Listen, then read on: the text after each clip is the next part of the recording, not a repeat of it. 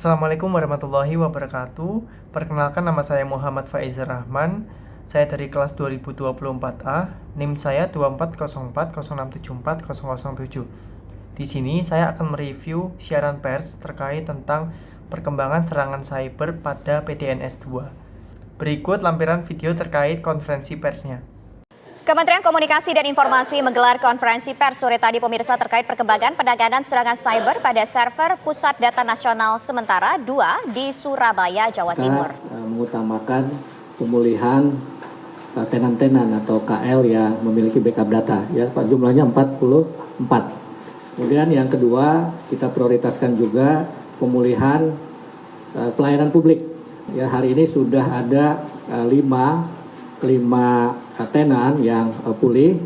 Yang pertama adalah imigrasi, Kementerian Hukum dan HAM, LKPP itu layanan sikap, kemudian Kementerian Koordinator Marves, layanan perizinan event, Kota Kediri, ASN Digital, dan Kemenak Sihalal. Jadi untuk perkembangan penanganan kasus serangan cyber pada PDNS 2 ini disampaikan oleh beberapa perwakilan dari instansi. Yang pertama ada Bapak Usman Kansong selaku Direktur Jenderal Informasi dan Komunikasi.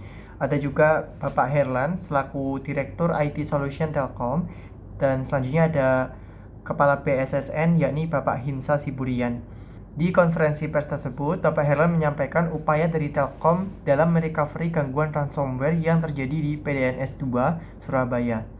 Jadi upaya yang dilakukan oleh PT Telkom ini adalah menghubungi tenan dan mereka mengupayakan untuk bisa diaktifkan kembali medium temporer.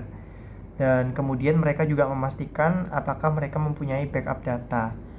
Nah, setelah itu hasilnya beberapa tenan itu ternyata mempunyai backup dan beberapa tidak. Setelah itu mereka juga melakukan setup ulang layanan pada PDNS 2.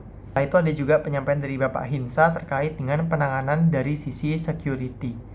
Beliau menyampaikan beberapa langkah yang sudah dilakukan, yakni yang pertama adalah investigasi dengan pihak Polri, dan yang kedua penguatan sistem terhadap data seluruh PDNS. Dan penanganan terakhir ini disampaikan oleh Bapak Usman Kansong.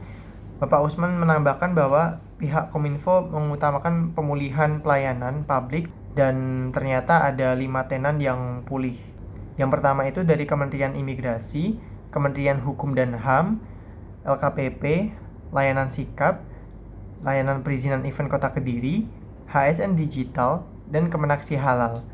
Dari siaran pers tersebut, menurut saya penyampaian informasinya sudah cukup lengkap karena perwakilan pemerintah itu menyampaikan beberapa upayanya dalam memulihkan data PDNS di Kota Surabaya, yakni PDNS 2. Dan penanganannya bukan hanya dilakukan oleh satu instansi saja, melainkan dari beberapa instansi. Dan dari kasus tersebut, masyarakat bisa tahu upaya yang dilakukan oleh pemerintah untuk menangani masalah serangan cyber pada PDNS 2.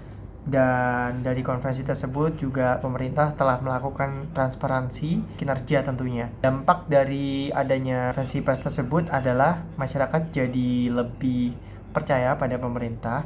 Ya meskipun kita tahu bahwasannya Kominfo ini ada masalah juga ya terkait integritas, tapi dari sini masyarakat juga bisa menilai gitu kinerja dari Kominfo itu seperti apa. Selain itu, manfaat dari adanya konferensi pers dari sisi pemerintah itu sendiri adalah pemerintah ini bisa memperbaiki nama baik.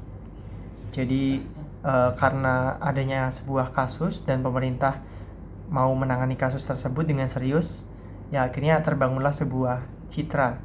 Dan untuk kekurangan dari konferensi pers tersebut, menurut saya dari pihak pemerintah itu menggunakan bahasa yang bisa dibilang ada beberapa yang kurang dimengerti oleh masyarakat. Jadi masyarakat kalau mereka melihat konferensi pers tersebut mungkin ada yang kurang paham seperti itu. Untuk yang lain dari segi kelengkapan penyampaian informasi menurut saya sudah cukup dan kekurangannya hanya itu saja.